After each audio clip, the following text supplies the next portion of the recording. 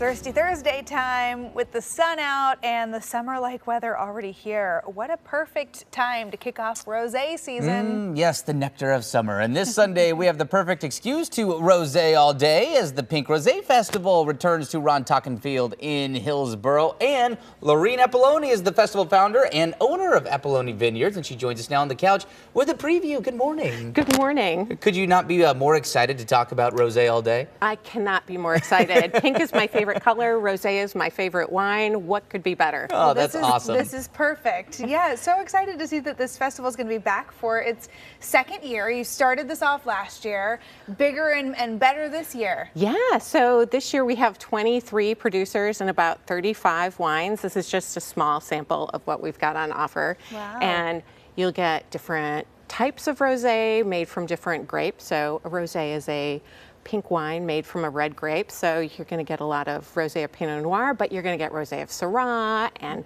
Gamay, Tempranillo. I mean, it's endless. Runs the gamut. So, like you mentioned, this is the second annual one, so that means last year was the first one. How did it go, and why did you kickstart it off last year? So last year we were looking for a fun way to really showcase how the Tualatin Valley wines could be displayed, and we think this area, the north end of the valley, is really exceptional for rosé wines. It's a little bit cooler, makes these beautiful wines, and we wanted to do it in May because it's Oregon Wine Month, right? Right.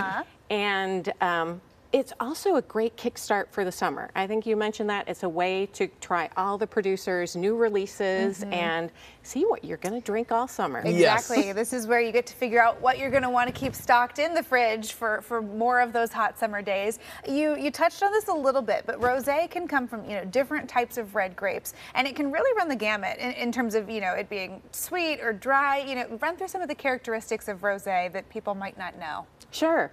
So you can make rosé a bunch of different ways. So you'll see some of them are darker, and those they get more flavor. So they're gonna, if they're darker, they will have more flavor. They'll probably also have more body, and that's because they are left on the skins longer, so it picks up more color. Yeah. Some of the lighter ones are actually lighter and more playful, and should be paired with lighter foods. And those ones are just pressed. So the juice comes out and it's not a lot of skin contact, so it's a really light color. Yeah. And then some can be aged in barrels, but most of them are stainless steel. So, I mean, you get a lot of different things to discover, which I think is the great thing about the festival is you get to try all of them and find out what's your favorite genre of rosé. Right? Some can be like very dry and crisp. Some can be very sweet and fruity. Right. I always tell people if you've had a rosé and maybe it wasn't your thing, like don't think that that's all. Try rosé. again. Yeah. Oh, good call. Good call. Yeah, I feel like everybody can find a rosé they like somehow, some way.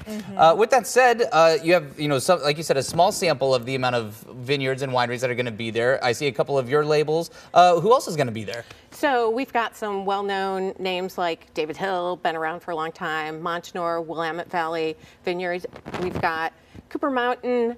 And then this is the cool thing. We've got a lot of new like indie producers. So we have people who this is kind of new in their foray into the wine world. So you'll get to try wines that are really hard to come by and really unique and special. So you've got the old guard, you've got people who've been around a long time, and you've got some new kids in town. So that's I great. think it's going to be a blast. That sounds like a lot of fun. So, and of course, so all the rosé you could ever hope to try, some fun snacks and nibbles to go along with it, and your ticket also includes the perfect vessel to keep your rosé nicely chilled on a sunny day. Absolutely. So we have these great Miir tumblers, and what's nice about these is people love them for all of their summer fun. Yes. So take your screw cap bottle of rosé and a couple of these tumblers and go camping or out to the beach, take it to your favorite place. So float, we think this is the perfect summer rosé sipping vessel. That's great. And also maybe at the end of a hike, that's a good Oh, one there. There you Backpack, go. man. Backpack. Yep, there you go.